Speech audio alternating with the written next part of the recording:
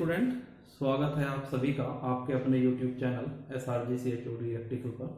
मैं रोहिताज सिंह एक बार फिर से नए लेक्चर के साथ। ठीक है, तो आज का lecture is based on root locus. ठीक है, पहले लेक्चर में हमने रूट लोकस स्टार्ट किया था। रूट लोकस की क्या नीड होती है, कैसे उसको रिकंस्ट्रक्ट करते हैं, क्या इंफॉर्मेशन हमें मिलती है, ये सब चीजें हमने डिस्कस की थी इन लेक्चर नंबर फर्स्ट में। ठीक है, कुछ हमने दो प्रॉब्लम भी की थी। ठीक है, तो आपने देखा होगा जो हमने प्रॉब्लम डिस्कस की थी उन प्रॉब्लम में जो हमारे पास पोल्स और जीरोस थे वो सिंपल पोल और जीरोस थे। ठीक है, तो उस तरह की प्रॉब्लम हमने डिस्कस की थी। हमारे पास अगर ये मानिएगा कि अगर ऐसा भी तो हो सकता है कि कोई सिस्टम दिया हो उसके पोल्स और जीरोस आपके कॉम्प्लेक्स कंजुगेट आ जाए। ठीक है ना, तो उस केस में हम किसी रूट लोकस को कैसे कंस्ट्रक्ट करेंगे। ठीक है, तो मैंने आपको एक चीज बताई थी कि हमेशा जो रूट लॉसी होता है वो आपका ओपन लूप पोल से स्टार्ट होता है, ओरिजिनेट होता है और ओपन लूप जीरो पर जाकर टर्मिनेट हो जाता है। तो पिछले क्वेश्चन में हमने देखा था कि जितने भी हमारे पोल्स और जीरोस थे वो हमारे रियल एक्सिस पर लाई कर रहे थे। तो रियल एक्सिस पर हमने देखा था कि कौन सा पार्ट हमारा रूट लोकस का है, कौन सा पार्ट हमारा रूट लोकस का नहीं है। तो वहां पर तो सिंपल था कि आप ओपन लूप पोल्स और रूट लॉसी को ओरिजिनेट करेंगे जिधर आपको रूट लोकस का पार्ट मिलेगा। ठीक है, लेकिन अगर आपके पास कहीं ऐसा पोल और जीरो है जो आपका रियल एक्सिस पर लाई ही नहीं कर रहा है, कहीं कॉम्प्लेक्स एक्स-प्लेन में लाई कर रहा है, तो वहां पर हमें कैसा पता चलेगा कि किस डायरेक्शन में आपका रूट लॉसी ओरिजिनेट होगा, मतलब कितने एंगल पर रूट लॉसी आपका ओरिजिनेट होगा और कितने एंगल पर आपका रूट लॉसी आपका टर्मिनेट होगा। ठीक है, in case of complex poles and complex zero. तो उसके लिए अगर हमारे पास किसी ट्रांसफर फंक्शन में कॉम्प्लेक्स पोल और जीरोस मिलते हैं तो फिर हमें निकालना पड़ता है angle of departure and angle of arrival. ठीक है, तो इसी को आज डिस्कस करेंगे, angle of departure and angle of arrival को। इसके बाद इन पर बेसिस कुछ प्रॉब्लम डिस्कस करेंगे। ठीक है, तो let's start with angle of departure. तो अगर हम एंगल ऑफ डिपार्चर की बात करते हैं, angle of departure, angle of departure, ठीक है, इसको हम डिनोट करते हैं phi d से। ठीक है, तो एंगल ऑफ डिपार्चर हम किस केस में निकालते हैं, in case of complex conjugate poles, complex conjugate poles. ठीक है, हमेशा जब भी हमारे पास कॉम्प्लेक्स कंजुगेट पोल होंगे तो कॉम्प्लेक्स कंजुगेट पोल पर हमें एक एंगल निकालना पड़ेगा जिसको हम बोलते हैं angle of departure. So angle of departure निकालने के लिए एक हम मान लेते हैं poles zero diagram for a system. मान लेते हैं कि ये आपका एक पोल्स जीरो डायग्राम है, ये आपके पास सिग्मा है और ये आपके पास जीरो है। ठीक है, तो यहाँ पर कुछ पोल मान लेते हैं, कुछ जीरो मान लेते हैं। मानते हैं कि सपोज हमारे पास एक सिंपल पोल लाई कर रहा है, कहाँ पर, ओरिजिन पर। एक हमारे पास सिंपल पोल सपोज ये लाई कर रहा है, एक हमारे पास सपोज एक ये जीरो लाई कर रहा है और सपोज एक जीरो हमारे पास ये लाई कर रहा है, ये दो जीरो लाई कर रहे हैं। ठीक है, ये पोल है और एक हमारे पास कॉम्प्लेक्स कंजुगेट है, सपोज एक पोल यहाँ लाई कर रहा है और एक यहाँ लाई कर रहा है, ये कॉम्प्लेक्स कंजुगेट पोल। ठीक है, ये मान लेते हैं माइनस अल्फा, रियल पार्ट है माइनस अल्फा और इमेजिनरी पार्ट है j beta and this is minus J beta. तो ये वाला जो पोल होगा, ये वाला पोल होगा आपका अल्फा प्लस जे बीटा, ये जो पोल होगा आपका it will be alpha plus J beta और ये जो पोल होगा it will be alpha minus J beta. Sorry, this is minus alpha plus J beta and minus alpha minus J beta. These two poles are complex conjugate to each other. ठीक है, चलिए, तो अब total हमारे पास कितने पोल हैं, हमारे पास total है 1 2 3 एंड 4 पोल है और दो हमारे पास जीरो है। तो हमें एंगल ऑफ डिपार्चर निकालना है, ध्यान से देखिएगा। एक तो हमें इस पर एंगल ऑफ डिपार्चर निकालना है और एक इस पर, क्योंकि दोनों एक दूसरे के कॉम्प्लेक्स हैं। तो ध्यान रखिएगा स्टूडेंट, दोनों पे एंगल ऑफ डिपार्चर निकालने की जरूरत नहीं है क्योंकि ये दोनों एक दूसरे के कॉम्प्लेक्स कंजुगेट हैं। आपको केवल एक कॉम्प्लेक्स कंजुगेट पोल पे एंगल ऑफ डिपार्चर निकालना है और दूसरे पर जो आपका एंगल होगा that will be just negative to that. ठीक है, मान लिया इस पर एंगल ऑफ डिपार्चर आपका 60 डिग्री आता है तो इस पर एंगल ऑफ डिपार्चर कितना होगा आपका -60, क्योंकि ये एक दूसरे के कॉम्प्लेक्स कंजुगेट हैं। तो दोनों पर एंगल निकालने की जरूरत नहीं होती। तो ध्यान से देखिएगा, सपोज मैं चाहता हूं कि इस पे मुझे एंगल ऑफ डिपार्चर निकालना है तो सबसे पहले आपको ये काम करना है, जितने भी इसके अलावा जितने भी आपके पास पोल्स और जीरोस हैं सबसे आप इस कॉम्प्लेक्स पोल पर वेक्टर ड्रा करेंगे। ठीक है, तो मैं यहां से स्टार्ट करता हूं। सपोज ये आपका जीरो है, इससे मैंने एक वेक्टर ड्रा किया, एक वेक्टर ये ड्रा किया। ठीक है, उसके बाद इस जीरो से भी वेक्टर ड्रा करेंगे, इस जीरो से ये वेक्टर ड्रा किया। ठीक है, ऐसे ही इस पोल से इस पर वेक्टर ड्रा करेंगे, ये वेक्टर ड्रा किया। ऐसे ही इस कॉम्प्लेक्स कंजुगेट पोल से ड्रा किया। ठीक है, अब बचा हमारे पास ओरिजिन वाला, तो इससे भी हमने एक वेक्टर ड्रा किया। मतलब करना क्या है, जिस भी कॉम्प्लेक्स कंजुगेट पोल पे आपको एंगल ऑफ डिपार्चर निकालना है, उस पर जितने भी आपके रिमेनिंग पोल्स एंड जीरोस हैं उन सबसे आपको वेक्टर ड्रा करना है। ठीक है, उसके बाद देखिएगा इंडिविजुअली आप देखते चले जाएंगे कि पर्टिकुलर पोल या जीरो जिससे हमने वेक्टर ड्रा किए हैं वो रियल एक्सिस से कितना एंगल बना रहा है। तो मान लिया इस वेक्टर की मैं बात करता हूं, तो ये एंगल मैंने मान लिया थीटा P1। थीटा P1 क्यों माना? Because this is the angle, it is angle obtained by a pole. तो पहले पोल की वजह से कितना एंगल बन रहा है, दैट इज थीटा P1। दूसरा पोल आपका ये है, इसका एंगल मैं मान लेता हूं दिस इज थीटा P2। ठीक है, तीसरा एंगल आपका ये है, इसको मान लेते हैं दिस इज थीटा P3। ठीक है, उसके बाद अब बचते हैं ये दो जीरोस, तो ये जीरो का एंगल है, तो ये इसको लिखेंगे हम थीटा Z1 और इसको लिखेंगे थीटा Z2। ठीक है, तो आपको कुछ नहीं करना है, जितने भी आपके रिमेनिंग पोल्स एंड जीरोस हैं सबसे जिस कॉम्प्लेक्स कंजुगेट पोल पर आपको एंगल ऑफ डिपार्चर निकालना है वेक्टर ड्रा कर लेने हैं और देख लेंगे कि वो vector real positive real axis से कितना कितना एंगल बना रहा है। तो यहाँ पर ये पोल बना रहा है थीटा P1, ये पोल बना रहा है थीटा P2। सिमिलरली ये पोल कितना बना रहा है थीटा P3, ये जीरो कितना बना रहा है थीटा Z1 और ये जीरो कितना बना रहा है थीटा Z2। तो इन एंगल को आप कैलकुलेट कर लोगे बाय यूजिंग द ज्योमेट्री। ठीक है, ज्योमेट्री का यूज करके आप theta P1, theta P2, theta Z1, theta Z2 इनको कैलकुलेट करेंगे। जब प्रॉब्लम हम डिस्कस करेंगे तब बताएंगे इन एंगल को कैसे कैलकुलेट करना है। तो फिलहाल हम फॉर्मूला यहां पर लिखेंगे, angle of departure phi D will be equal to 180 degree minus sum of the angles made by poles. तो पोल कितने एंगल बना रहे हैं, theta P1, theta P2 and theta P3।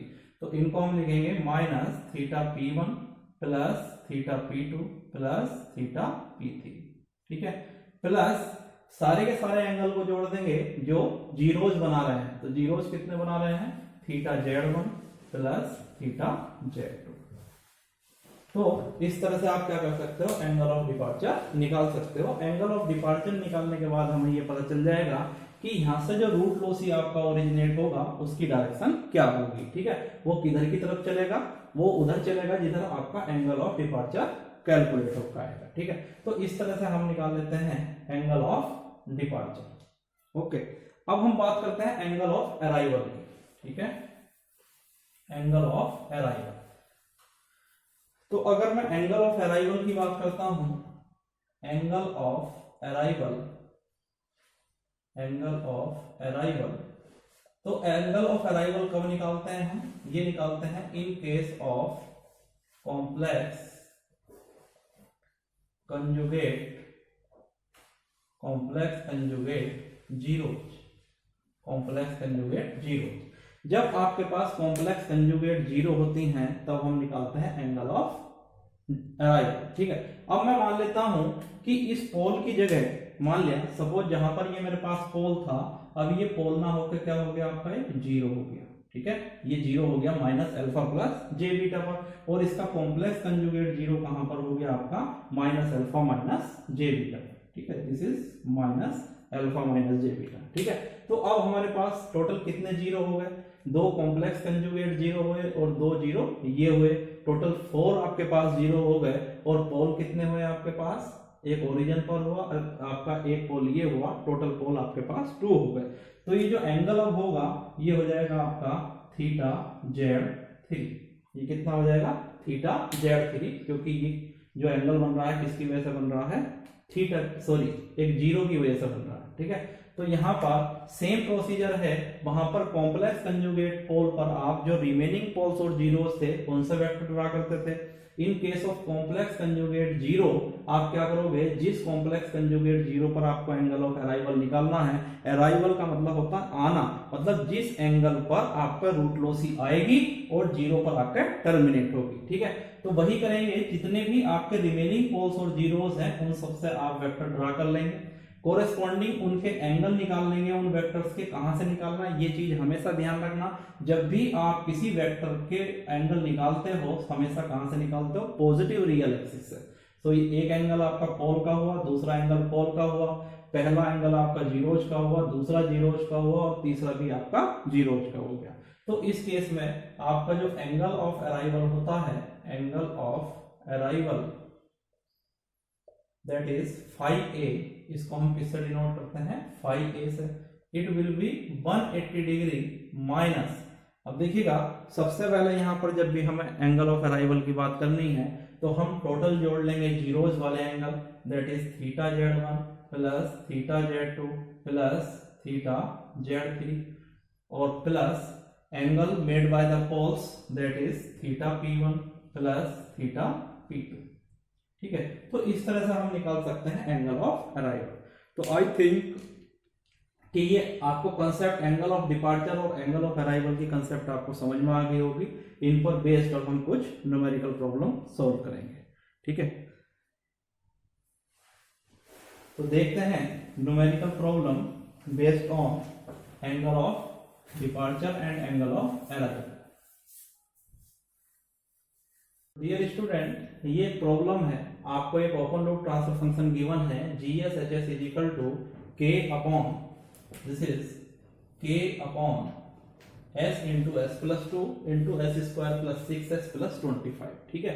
और जो आपका गेन k है वो आपका वेरी करता है कहां से, 0 से इनफाइनाइट तक, ठीक है। इसके लिए हमें रूट लोकस डायग्राम बनाना है। तो रूट लोकस डायग्राम बनाने के लिए सबसे पहले हम क्या करेंगे, पोल्स और जीरोस कैलकुलेट करेंगे। तो अगर मैं पोल्स की बात करूं तो पोल्स कहां कहां मिलेंगे आपको, एक तो मिलेगा जीरो पर, ठीक है। सिंपल पोल निकालने के लिए जो आपका डिनोमिनेटर है उसको हम जीरो से इक्वेट कर देते हैं। एक पोल आपको कहां मिलेगा, -2 पर। और देखिएगा ये क्वाड्रेटिक इक्वेशन है, जब इसको आप सोल्व करोगे, ठीक है, श्रीधराचार्य फॉर्मूला आप लगा सकते हो, तो आपको दो कॉम्प्लेक्स कंजुगेट पोल मिलेंगे, एक मिलेगा -3 प्लस J4 और एक मिलेगा -3 माइनस J4, ठीक है। जब इसको आप सोल्व करोगे तो आपको दो कॉम्प्लेक्स कंजुगेट पोल मिलेंगे, ठीक है।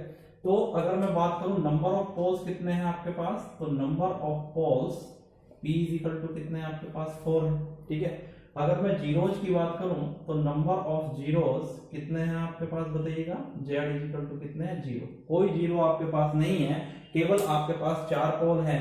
एक कहां लाई कर रहा है, आपका ओरिजिन पर लाई कर रहा है, एक पोल आपका ओरिजिन पर लाई कर रहा है, एक आपका -2 पर लाई कर रहा है, सपोज दिस इज -2, और एक पोल आपका कहां लाई कर रहा है, सॉरी दो पोल आपके कॉम्प्लेक्स कंजुगेट है, कहां पर है, ये पॉइंट मार्क कर लेते हैं। सपोज कितना है ये आपका -3, और यहाँ पर सपोज कितना है ये आपका J4, और ये कितना है सपोज आपका -J4। तो ये आपका एक कॉम्प्लेक्स कंजुगेट पोल मिलेगा, ये आपको एक कॉम्प्लेक्स कंजुगेट पोल मिलेगा जिसकी वैल्यू होगी -3 प्लस J4, ठीक है। ऐसे ही आपको ये एक कॉम्प्लेक्स कंजुगेट पोल मिलेगा -4 पर, ठीक है, ये मिलेगा, इसकी वैल्यू कितनी होगी आपके पास, -3 माइनस J4। दो कॉम्प्लेक्स कंजुगेट पोल आपके पास हुए और दो सिंपल पोल हुए, एक ओरिजिन पर और एक आपका माइनस, ठीक। उसके बाद हम कैलकुलेट करते हैं number of root loci, number of root loci. तो अगर रूट लॉसी की बात मैं करूं तो मैंने आपको बताया था number of root loci will be equal to number of poles, क्योंकि नंबर ऑफ पोल्स कितने हैं आपके पास, 4, और नंबर ऑफ जीरोस कितने हैं, 0।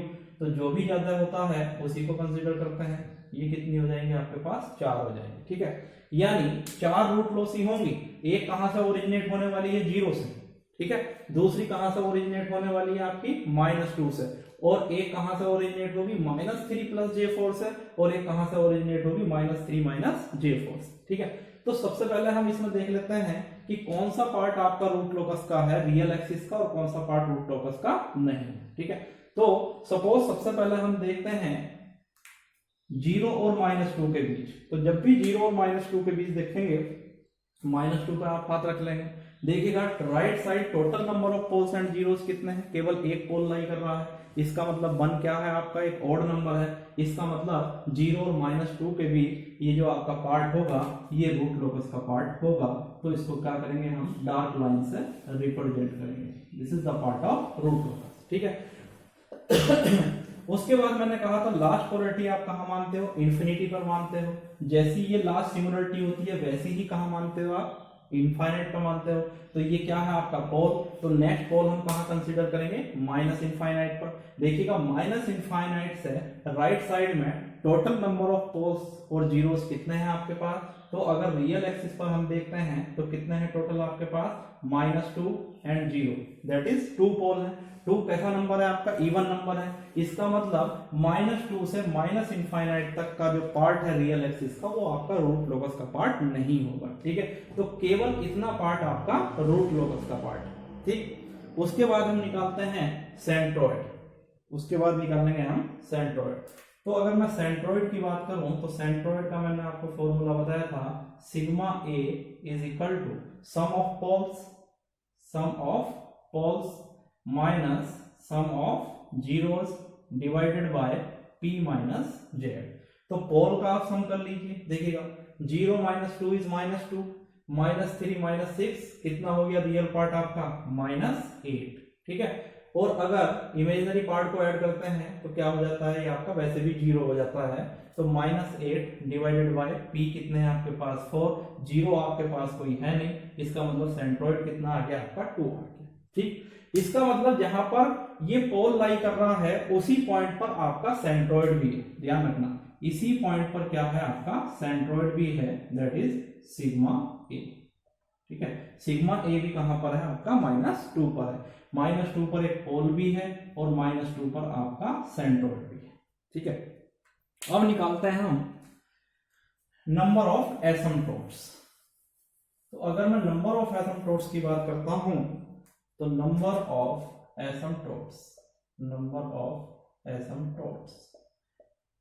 एसिम्पटोट्स मैंने पहले ही आपको बता दिया। एसिम्पटोट्स वो लाइन होती हैं जिनके अलोंग रूट वेलोसिटी ट्रेवल करती है और किधर जाती है, इन्फिनिटी की तरफ, ठीक है। तो नंबर ऑफ एसिम्पटोट्स की अगर मैं बात करूं तो यहां पर आपके पास नंबर ऑफ एसिम्पटोट्स होंगे, this is equal to p difference z, ठीक है। p कितने हैं आपके पास, 4 है, और 0 कितने हैं, 0। इसका मतलब आपके पास कितने एसिम्पटोट्स आएंगे, 4। और जब 4 एसिम्पटोट्स आएंगे तो आपको निकालने पड़ेंगे 4 एंगल ऑफ एसिम्पटोट्स, यानी कितने एंगल पर इन एसिम्पटोट्स को आप ड्रा करोगे, ठीक है। तो उसके लिए फॉर्मूला मैंने बताया था, phi is equal to 2k + 1 divided by p minus Z. जब आप k की वैल्यू 0 रखोगे तब आपको पहला एंगल मिलेगा phi 1, जो हो जाएगा 1/p की वैल्यू कितनी है, 4, और z कितना है आपके पास, 0। मल्टीप्लाई करेंगे इसको 180 से, मल्टीप्लाई बाय 180 डिग्री, तो ये आपको मिल जाएगा 45 डिग्री, ठीक है। ऐसे ही जब k की वैल्यू आप 1 रखोगे तो दूसरा एंगल phi 2 मिलेगा आपको, this will B 3/4 × 180 degree, 3 times हो जाएगा, कितना हो जाएगा, 135 डिग्री, ठीक है। ऐसे ही जब k की वैल्यू आप 2 पुट करोगे तो तीसरा एंगल मिलेगा phi 3, ये हो जाएगा 5/4 × 180 डिग्री, ये मिल जाएगा आपको कितना,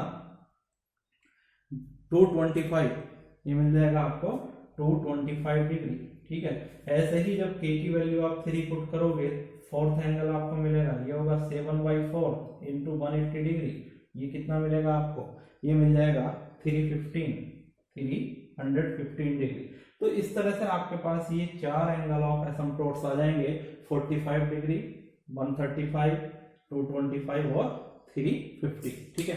इनको कहां आपको ड्रा करना है, इनको ड्रा करना है हमें कहां पर, सेंट्रोइड पर। तो देखिएगा सेंट्रोइड कहां है आपका, 2 पर है, तो यहां से एक एंगल हम ड्रा करेंगे 45 डिग्री का, ये एंगल आया आपका 45 डिग्री का। इसको अगर आप अपोजिट ड्रा कर देते हैं तो कितना बन जाएगा आपके पास, 225 का।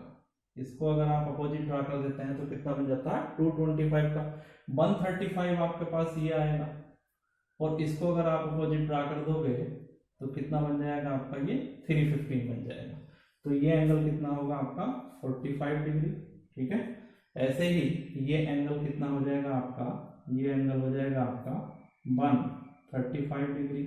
ऐसे ही ये एंगल आपका हो जाएगा कितना 225 डिग्री, ये हो जाएगा आपके पास 225 डिग्री। और ऐसे ही ये एंगल आपके पास कितना हो जाएगा 315 डिग्री। ठीक है, तो ये चार एंगल आपके पास आएंगे, ये चार एंगल आपके पास आएंगे एंगल ऑफ एसिम्प्टोट्स।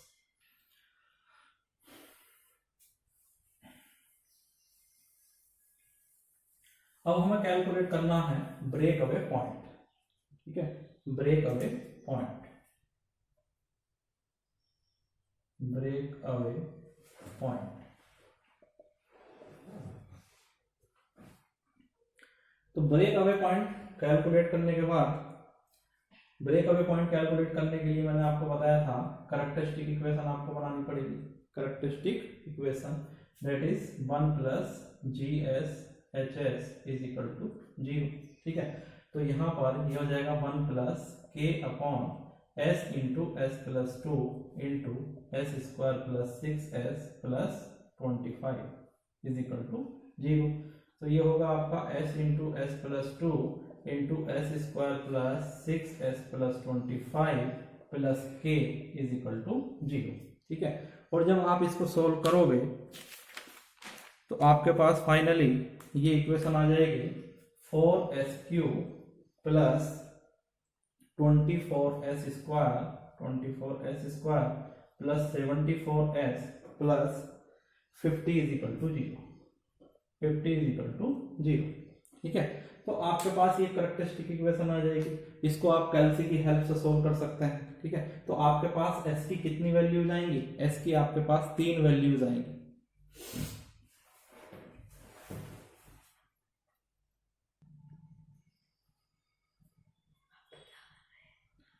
कैल्सी की हेल्प से इसको हम देख सकते हैं, सोल्व कर सकते हैं। तो यहाँ पर ये जो डिग्री है आपकी पॉलिनोमियल की वो 3rd डिग्री का पॉलिनोमियल है। तो इसको सोल्व जब करोगे तो आपके पास 3 वैल्यूज आएंगी। S1 is equal to -2.55, S2 is equal to आएगी -2.55 और S3 इज इक्वल टू आएगी -0.8981।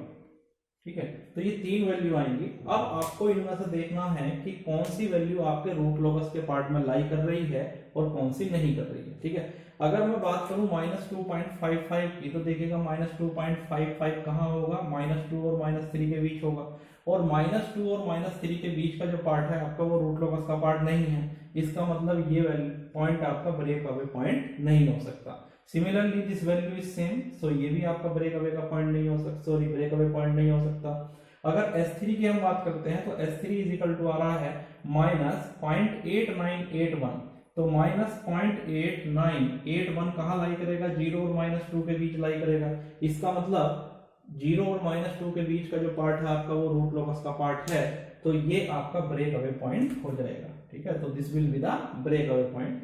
तो ये आपका ब्रेक अवे पॉइंट हो जाएगा, like that this is break away point. ठीक है, और इस ब्रेक अवे पॉइंट की वैल्यू कितनी है आपके पास, ये है आपके पास 0.8981। ठीक है, this is break away point. ठीक है, तो इस तरह से हम निकाल सकते हैं कि ब्रेक अवे पॉइंट आपका आया। ठीक है, अब ब्रेक अवे पॉइंट निकालने के बाद देखिएगा ध्यान से, हमारे पास आप देख सकते हो एक रूट लॉसी कहां से ओरिजिनेट होगी आपकी, एक रूट लॉसी तो ओरिजिनेट होगी इस ओपन लूप पोल से, इधर की तरफ ओरिजिनेट होगी, इधर तो जाएगी नहीं क्योंकि वो आपका रूट लोकस का पार्ट नहीं है। ठीक है, इसको थोड़ा एंगल को रब कर देते हैं क्योंकि अभी हमें एंगल ऑफ डिपार्चर और एंगल ऑफ डिपार्चर भी निकालना है, तो इनको थोड़ा रब कर देते हैं। ये आप लोगों ने देख ही लिया होगा, इनको रब कर देते हैं अभी। ठीक है, ये आपके पास लाइन है, ये आपके पास एसिम्प्टोट्स हैं। ठीक है, ये आपके पास इस तरह से एसिम्प्टोट्स, दीज आर एसिम्प्टोट्स। ठीक, इस तरह से बना लेते हैं। चलिएगा, अब हमें ये हमारा ब्रेक अवे पॉइंट हुआ और ये हमारा एक पोल भी है और ये हमारा सेंट्रोइड भी है। ध्यान रखना इसको, ये आपका सेंट्रोइड भी है सिग्मा A 2 पर और ये पोल भी है।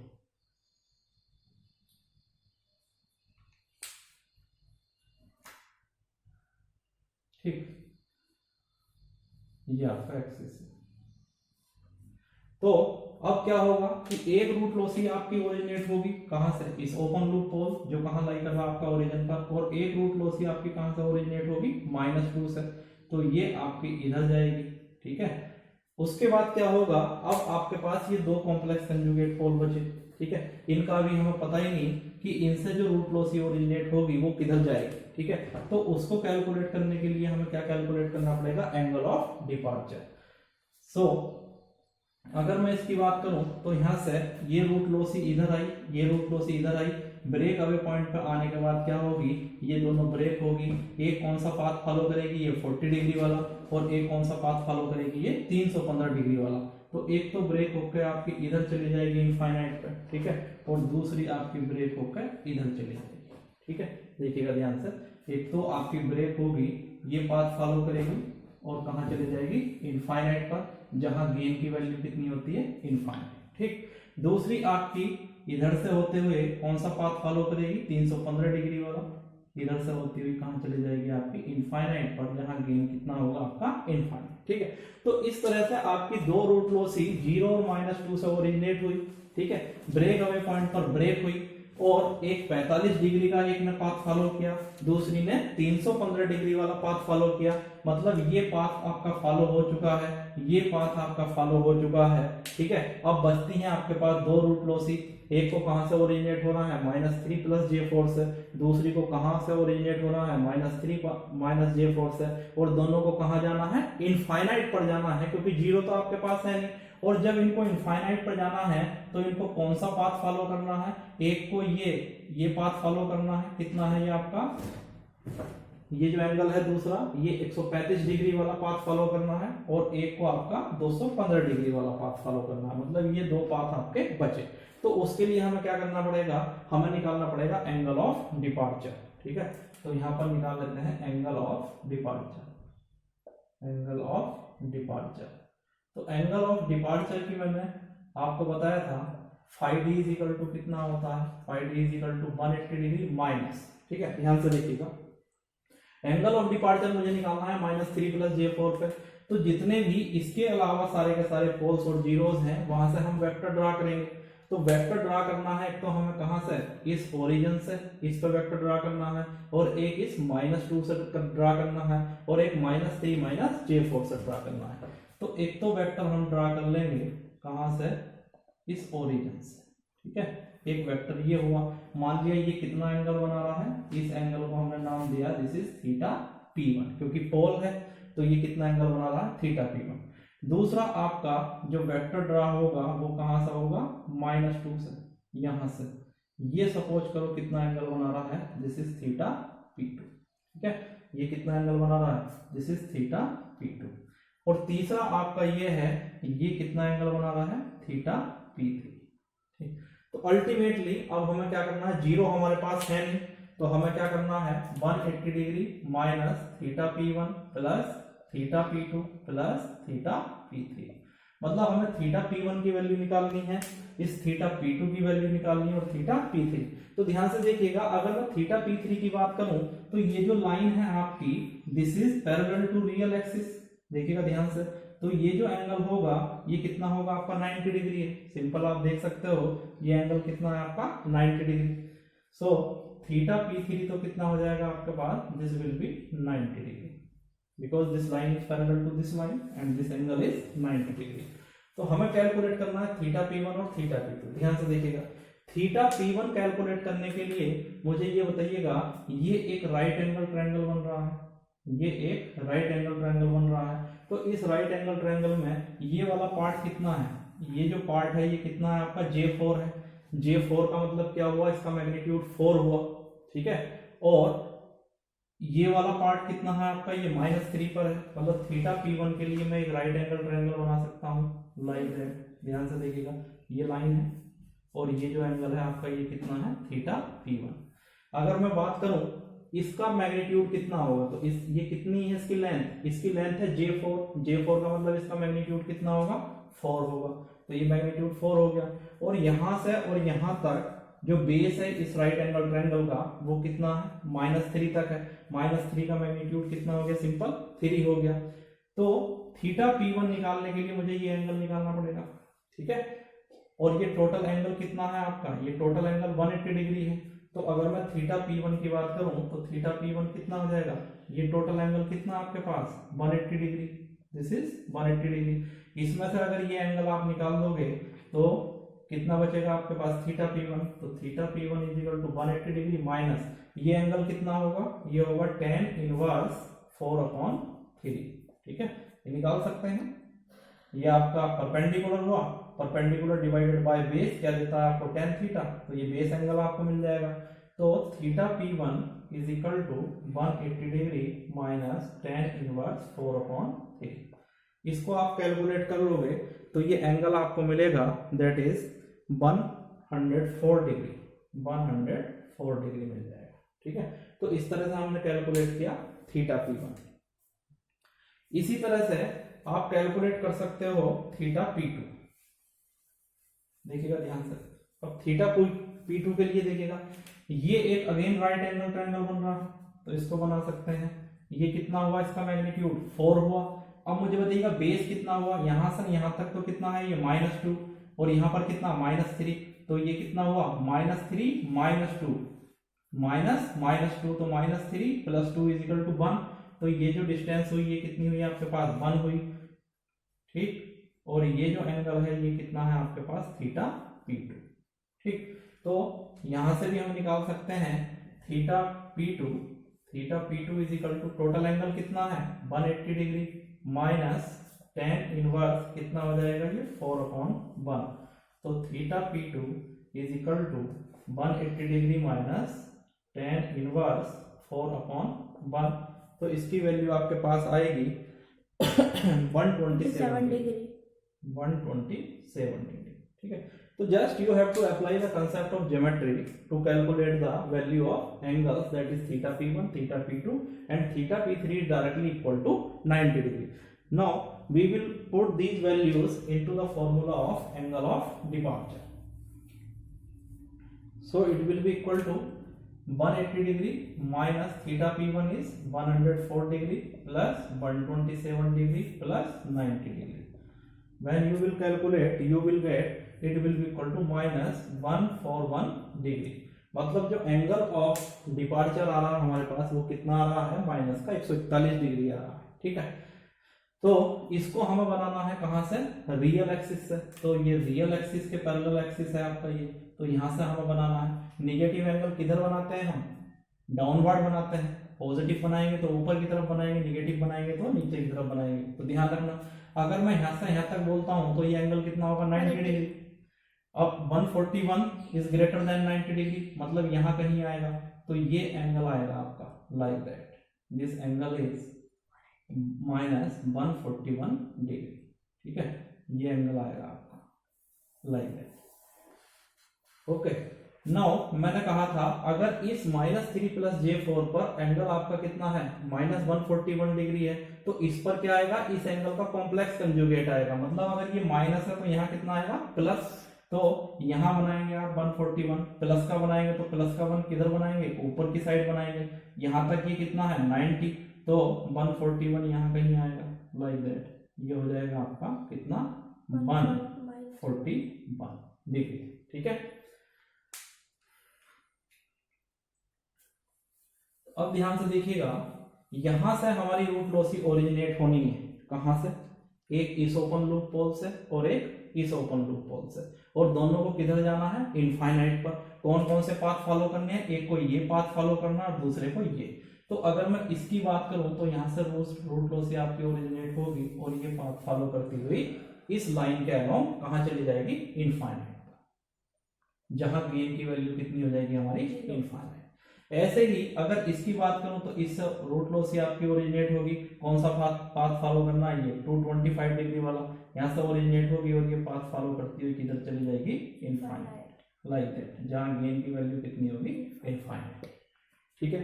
तो इस तरह से आपने देख लिया कि यहां से हमारे जो सिंपल पोल्स थे तो वहां तो हमारा 0 और -2 के बीच आपका रूट लॉकस का पार्ट था, वहां पर ब्रेक अवे पॉइंट आ गया। वहां से हुई कहाँ चली गई, इनफाइनाइट पर। कौन सा पाथ फॉलो किया, एक ने 45 वाला और दूसरे ने 315 वाला। और जब ये दो बची थी हमारी तो इनके लिए हमने निकाला एंगल ऑफ डिपार्चर। एक का एंगल ऑफ डिपार्चर कितना आया, -141 डिग्री, तो दूसरे का कितना आएगा, +141 डिग्री। दोनों को कौन सा पाथ फॉलो करना है, एक को पाथ फॉलो करना है 135 डिग्री का, दूसरे को करना है 225 का। तो यहाँ से ये आपकी ओरिजिनेट होगी और 135 डिग्री का पाथ फॉलो करती हुई इनफाइनाइट चली जाएगी।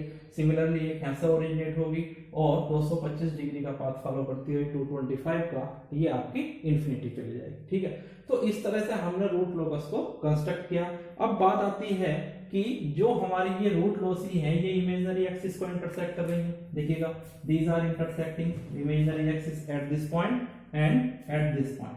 तो ये हमें पॉइंट ऑफ इंटरसेक्शन निकालना पड़ेगा। ठीक है, so point of intersection on imaginary axis, point of intersection on imaginary axis, देखिएगा। तो इसके लिए हम क्या करते हैं, अगेन कैरेक्टरिस्टिक इक्वेशन बनाते हैं। ठीक है, तो कैरेक्टरिस्टिक इक्वेशन हम बना सकते हैं। तो कैरेक्टरिस्टिक इक्वेशन आप बना सकते हैं 1 + GS HS = 0। तो यहां पर characteristic equation this is 1 + GS HS = कितनी होगी आपकी, 0 हो जाएगी।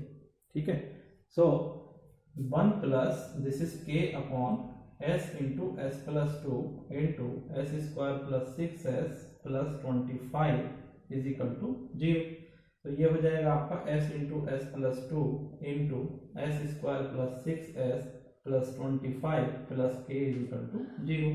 जब आप इसको सोल्व करोगे तो आपको मिल जाएगा S⁴ + 8S³ + 37S² + 50S + K = 0। ये आपको कैरेक्टरिस्टिक इक्वेशन मिल जाएगी। ठीक है, तो मैंने आपको बताया था कि कैरेक्टरिस्टिक इक्वेशन में हम क्या लगाते हैं, राउथ-हुरविच क्राइटेरिया। देखिएगा, यहां पर हम यूज करेंगे राउथ-हुरविच क्राइटेरिया। तो this is S⁴, this is S³, this is S² S⁴ and S⁴. S⁴ कैसी पावर है, इवन पावर। तो ये टर्म मिलेगा, ये मिलेगा और ये मिलेगा। तो this will B 1, again it will B 37 and after that it will be K. SQ is the odd power, so इसका कोएफिशिएंट कितना होगा आपका 8, after that it will be 50 and it will be 0। ठीक है, तो इसको आप मल्टीप्लाई कर सकते हैं। इसको इधर मल्टीप्लाई करोगे माइनस ये डिवाइडेड बाय 8 तो आपको मिल जाएगा 30.75। ठीक है, उसके बाद आपको इसको इधर मल्टीप्लाई करोगे 8K - 0 डिवाइडेड बाय 8 तो क्या मिल जाएगा, K मिल जाएगा और ये 0 मिल जाएगा।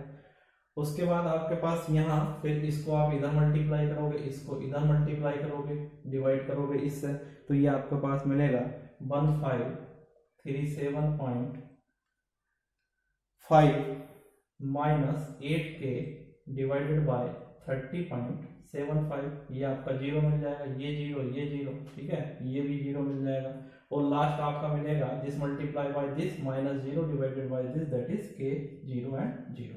ठीक है, तो यहां से आप देख सकते हो आपको K की वैल्यू निकालनी है जिससे कि सिस्टम क्या रहे आपका मार्जिनल स्टेबल। तो मार्जिनल स्टेबल के लिए ये टर्म कितना होना चाहिए आपको, 0। फर्स्ट लेक्चर में मैं बता चुका हूं। तो यहां से 1537.5 - 8K upon 30.75 should be equal to 0. So 8K should be equal to 1537.5 और यहाँ से K की वैल्यू हम कैलकुलेट कर लेंगे जो आपकी आएगी K =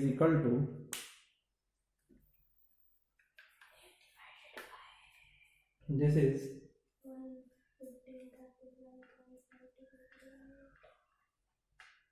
1537.5 5 डिवाइडेड बाय 8, तो ये आएगी 192.18। सो k इज इक्वल टू आ जाएगा 192.1875। So this is the value of k। ठीक है, सो यहाँ पर गेन कितना मिल रहा है आप देख सकते हो। यहाँ पर गेन, जहां पर ये आपका रूट लोकस इमेजिनरी एक्सिस को इंटरसेक्ट कर रहा है, वहां पर गेन आपको मिल रहा है 198.187। ठीक है, तो कभी कभी आपसे एग्जाम में पूछ लेता है कि उस पॉइंट पर सिस्टम का गेन क्या होगा जहां पर आपका ये इमेजिनरी एक्सिस को इंटरसेक्ट कर रहा है, तो वहां पर गेन की वैल्यू कितनी है आपकी 198.187। ठीक है, और जहां से ओरिजिनेट होती है रूट लॉसी वहां पर गेन कितना होता है 0, जहां पर टर्मिनेट होती है कितना होता है इनफाइनाइट, और यहाँ पर ये पॉइंट ऑफ इंटरसेक्शन है जहां पर गेन हमने कैलकुलेट किया कितना आया, this is sorry 192, it is 192.187। ठीक है, ये गेन की वैल्यू। सो मैंने आपको बताया था कि जहां से हम k की वैल्यू निकालते हैं उससे ऊपर की जो रो होती है वहां से हम बनाते हैं auxiliary equation to determine the point of intersection. तो हमारे पास ऑक्सिलरी इक्वेशन आएगी, it will be 30.75 s square plus k is equal to 0। 30.75 s square is equal to minus k, और माइनस k कितना है 192.1875। तो यहां से आप s की वैल्यू कैलकुलेट कर लेंगे। ठीक है, s की वैल्यू आपके पास आ जाएगी प्लस माइनस j 2.5। ठीक है, यहां से आपकी वैल्यू आ जाएगी, मतलब ये जो पॉइंट होगा पॉइंट ऑफ इंटरसेक्शन j 2.5 और ये होगा माइनस j 2.5। ठीक है, तो इस तरह से आप देख सकते हो कि यहां से आपने क्या किया, वैल्यू निकाल ली, इसकी गेन भी निकाल लिया हमने और पॉइंट ऑफ इंटरसेक्शन भी निकाल लिया। ठीक है, कभी कभी वो फ्रीक्वेंसी भी पूछ लेता है, तो एक चीज और मैं बताना चाहूंगा आपको कि वो फ्रीक्वेंसी पूछ लेता है कि पॉइंट ऑफ इंटरसेक्शन पर फ्रीक्वेंसी कितनी होगी। ठीक है, तो frequency at point of intersection, frequency at point of intersection, point of intersection. तो गेन तो मैंने आपको बता दिया, गेन कितना है आपके पास 192.1875। यहां पर आप फ्रीक्वेंसी निकालने के लिए देखिएगा s की वैल्यू आपकी कितनी है point of intersection, s is equal to आया है प्लस माइनस j 2.5। ठीक है, so simple put s is equal to j omega to convert it into frequency domain. So j omega will be equal to plus minus j 2.5। So omega will be equal to 2.5 radian per second. Negative value को छोड़ देंगे क्योंकि frequency आपकी negative नहीं होती है, तो frequency कितनी आ जाएगी आपके पास 2.5 रेडियन पर सेकेंड। ठीक है, सो इस लेक्चर में हमने डिस्कस किया angle of departure, angle of arrival. एक इंपॉर्टेंट क्वेश्चन भी हमने इस पर डिस्कस किया जिसमें हमें निकालना था angle of departure.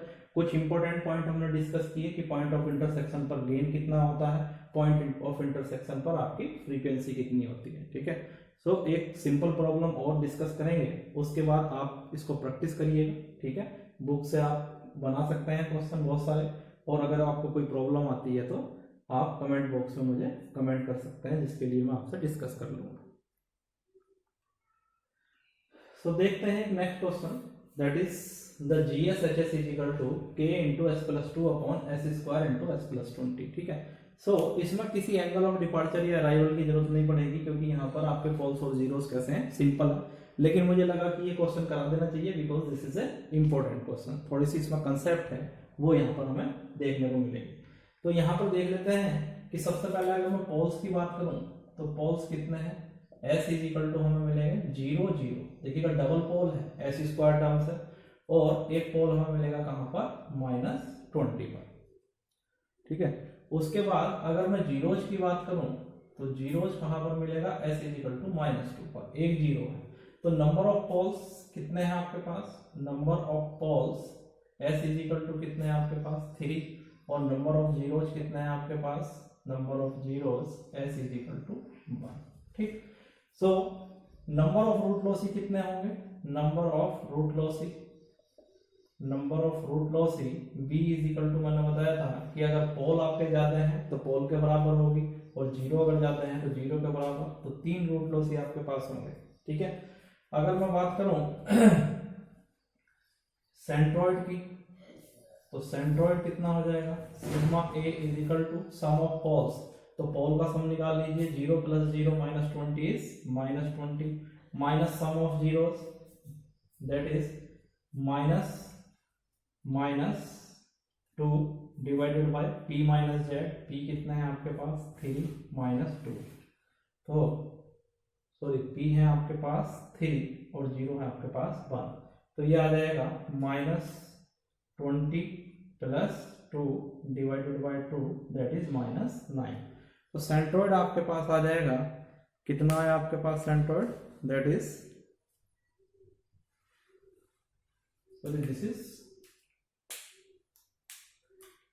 This is 12, correct है यार, this is 12, so when this is 12 so 0 will be equal to that is -12, this is -12, and when it will be 12 it will be -12, this is +12, so it will be equal to -4। तो centroid कितना आ जाएगा आपके पास, -4 आ जाएगा। ठीक है, तो इसको draw करते हैं,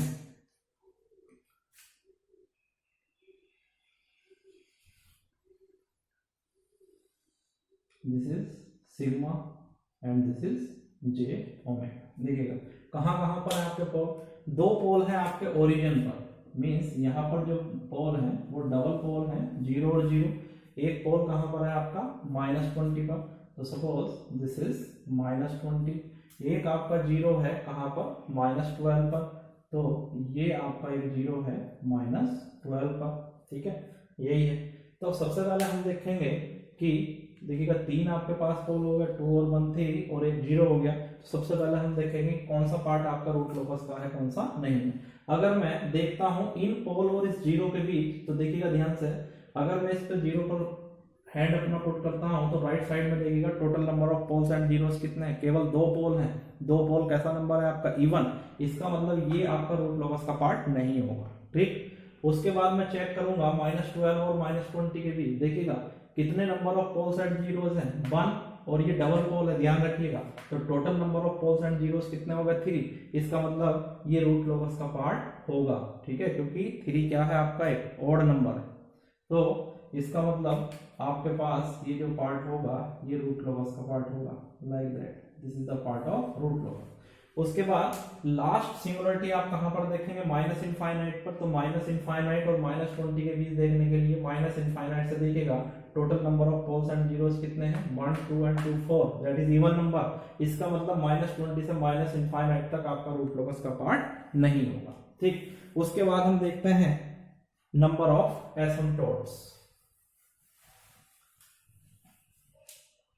number of asymptotes, number of asymptotes. तो नंबर ऑफ एसिम्प्टोट्स आपके पास होते हैं p डिफरेंस z, p कितना है आपके पास 3, z कितना है 1, यानी कितने एसिम्प्टोट्स होंगे आपके पास 2, तो 2 एंगल ऑफ एसिम्प्टोट्स होंगे, angle of asymptotes, angle of asymptotes phi is equal to this is 2k + 1 upon p - z into 180 degree. पहला एंगल आपको मिलेगा k इज इक्वल टू 0 पर, phi 1 is equal to 1 upon p is 3 -1 into 180 degree, means first angle आपको मिलेगा 90 degree. ठीक है, दूसरा मिलेगा आपको k इज इक्वल टू 1 पर, phi 2 is equal to this is 3 upon 3 -1 into 180 degree, यानी कितना मिलेगा 180 डिग्री। यानी आपके पास 2 एसिम्प्टोट्स होंगे, कितने कितने डिग्री पर, एक 90 डिग्री पर होगा और एक आपके पास 180 डिग्री पर होगा। सेंट्रोइड आएगा हमारे पास -4, तो -4 ये कहीं सेंट्रोइड होगा आपका, this is centroid, sigma A, this is sigma A is equal to 4, ये सेंट्रोइड है। ठीक है, सेंट्रोइड पर हम बनाएंगे एसिम्प्टोट्स कितने डिग्री पर, 90 पर और 180 पर, तो 90 डिग्री पर तो आपका ये बन जाएगा, 90 डिग्री पर ये बनेगा, sorry this is 3/2, it will be, sorry this is 3/2, that is 270 degree। okay, so ये एंगल कितना हुआ 90 degree, this angle is 90 degree, और दूसरा कितना होगा आपका 270, 270 will be just opposite to the 90 like that, ये आपका हुआ 270, 90 90 90 टोटल एंगल विल बी 270। ठीक, इसका मतलब अब देखिएगा ध्यान से, यहाँ पर ये आपका सेंट्रोइड आ गया। अब हमें निकालना है पहले ब्रेक अवे पॉइंट, तो ब्रेक अवे पॉइंट निकाल लेते हैं। ब्रेक अवे पॉइंट निकालने के लिए हमें कैरेक्टरिस्टिक इक्वेशन बनानी पड़ेगी।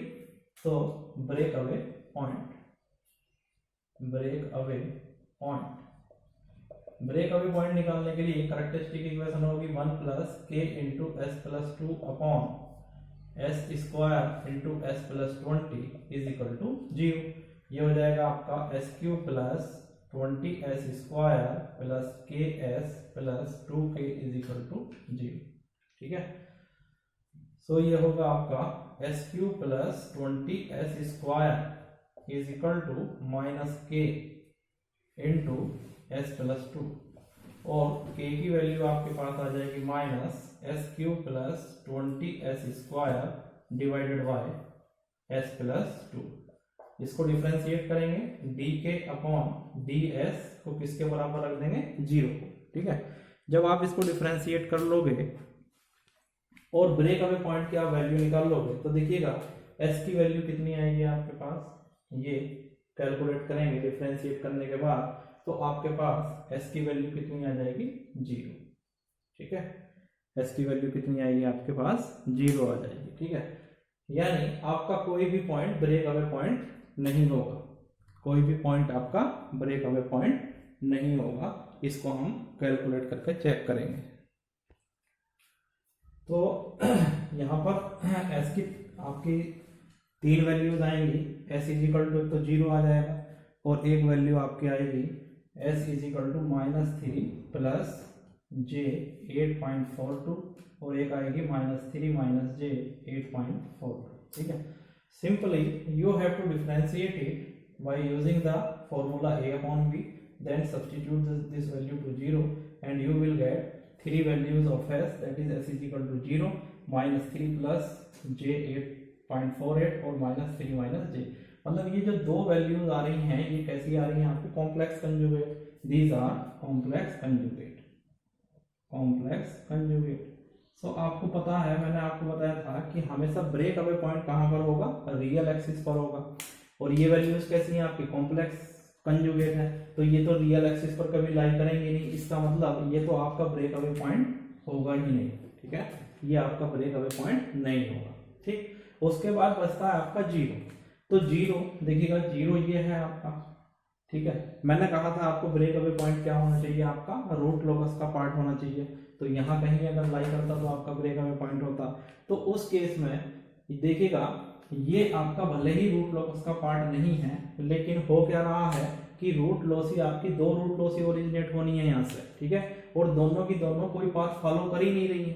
ठीक है, ब्रेक अवे पॉइंट इसका मतलब क्या हो गया आपका 0 पर ही हो गया, क्योंकि यहीं से इनको निकलना और यहीं से ब्रेक हो जाना है, कहीं इनको चलना ही नहीं है, क्योंकि चलने के लिए रूट लॉसी तो आपका रूट लोकस का पार्ट होना चाहिए। तो जब इनको कहीं चलना ही नहीं है तो रूट लोकस के पार्ट की जरूरत है ही नहीं। इसका मतलब क्या होगा, एक रूट लॉसी आपकी यहीं से ओरिजिनेट होगी और यहीं से ही ब्रेक हो जाएगी, दूसरी रूट लॉसी आपकी यहीं से ओरिजिनेट होगी और ब्रेक हो जाएगी। एक को कौन सा पाथ फॉलो करना है 90 डिग्री का, एक को कौन सा पाथ फॉलो करना है 270 डिग्री का। तो एक रूट लॉसी आपकी यहीं से ओरिजिनेट होगी और यहीं पर ही ब्रेक हो जाएगी ओरिजिन पर। ठीक है, और दूसरी भी यहीं से ही ओरिजिनेट होगी और यहीं से ही ब्रेक हो जाएगी। एक को कहाँ जाना है 90 डिग्री का पाथ फॉलो करना है और कहाँ जाना है इनफाइनाइट पर। दूसरी को भी 270 डिग्री का पाथ फॉलो करना है और किधर जाना है इनफाइनाइट पर। ठीक है, तो इसमें थोड़ी कंसेप्ट थी इस क्वेश्चन में कि यहाँ पर कुछ स्टूडेंट को कंफ्यूजन होता है कि s इज इक्वल टू 0 को ब्रेक अवे पॉइंट लें या ना लें। Yes, you can take it, because देखिएगा आप इसलिए ले सकते हैं क्योंकि इनको यहीं से ही निकलना है और यहीं से ये ब्रेक हो रही है, ये ट्रेवल तो कहीं कर नहीं रही है। क्योंकि इनको ट्रेवल करने के लिए अगर इनको ट्रेवल करना पड़ता रियल एक्सिस पर तब रूट लोकस के पार्ट की जरूरत थी, लेकिन यहाँ पर इनको ट्रेवल करने की जरूरत ही नहीं है, यहीं से ही ओरिजिनेट होंगी और यहीं से ही ब्रेक हो जाएंगी। ठीक है, सो आज के इस लेक्चर में इतना ही। आप देख सकते हो कि यहाँ पर पॉइंट ऑफ इंटरसेक्शन निकालने की भी जरूरत नहीं है। सी है, ये सारी की सारी कैसे जाएंगी, आपकी 90 डिग्री का पाथ फॉलो करेंगी तो पैरेलल जाएंगी जे ओमेगा एक्सिस के, ये भी जे ओमेगा एक्सिस के पैरेलल जाएगी। तो ये कहीं पर भी, चाहे ये रूट लॉसी हो चाहे ये रूट लॉसी हो, कभी भी इस इमेजिनरी एक्सिस को इंटरसेक्ट नहीं करेंगे। ठीक है, जब इसको इंटरसेक्ट ही नहीं करेंगे तो पॉइंट ऑफ इंटरसेक्शन निकालने की जरूरत नहीं है। और अगर आपको फिर भी देखना है पॉइंट ऑफ इंटरसेक्शन, तो आप सिंपल जो मेथड मैंने आपको बताया है यूजिंग राउथ-हॉर्विच क्राइटेरिया, आप उसको अप्लाई कर लीजिए, then you will get that the value of point of intersection is 0, there is no point of intersection. ठीक है, तो डियर स्टूडेंट, आज के लेक्चर में इतना ही। रूट लोकस में आपका इतना ही पढ़ेंगे। अगर आपको कोई प्रॉब्लम है तो प्लीज मुझे कमेंट करिएगा, चैनल को सब्सक्राइब करिएगा, और अगर किसी टॉपिक पर आपको वीडियो की जरूरत है कंट्रोल सिस्टम के या किसी सब्जेक्ट के, then you can comment me. ठीक है, चैनल को सब्सक्राइब कर लीजिए, वीडियो को शेयर और लाइक कर दीजिए। Thank you.